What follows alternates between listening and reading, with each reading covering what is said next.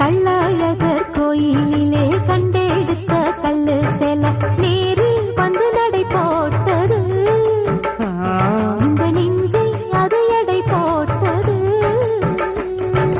தாம்பூலந்தாம் போடாமலே வாய்ச்சி வந்த பச்சை கிளி தோளில் வந்து குடியேறணும். அதை தூக்கி வச்சு கூத்தாடணும்.